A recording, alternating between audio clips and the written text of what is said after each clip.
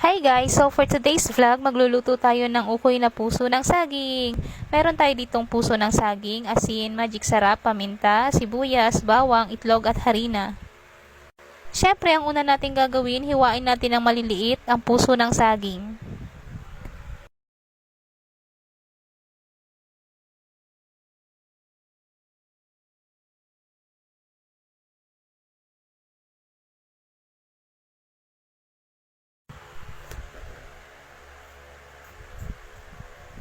Pagkatapos hiwain, i-transfer na natin sa malinis na lagayan. Lagyan ng asin, pigain hanggang sa lumabas ang katas.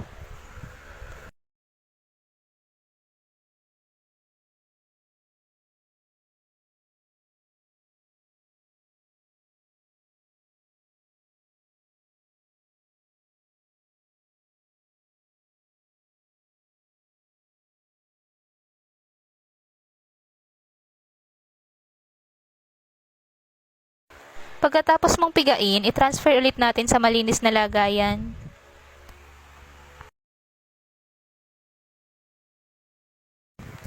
Lagyan ng asin, magic sarap, paminta,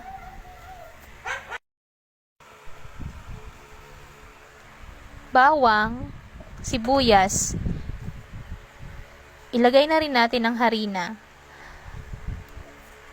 Paghalo-haluin ang mga sangkap. Lagyan ng kaunting tubig. Ilagay na rin natin ang binating itlog.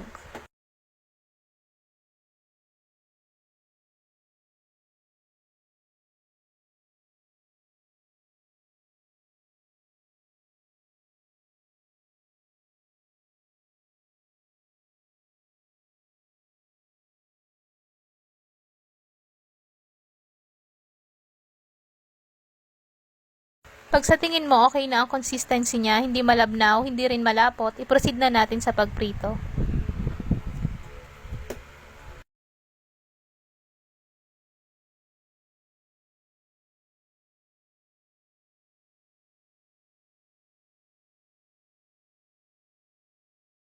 Isa ito sa pinakamurang ulam at tiyak na magugustuhan ng pamilya natin mga ka-blessing.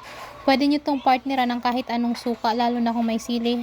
Ang sarap. Pero kami kasi personally, mas gusto namin yung basimatsi vinegar. Yun lang mga ka-blessing. Salamat sa panonood. Pa-like and subscribe naman po ng aming page. Salamat!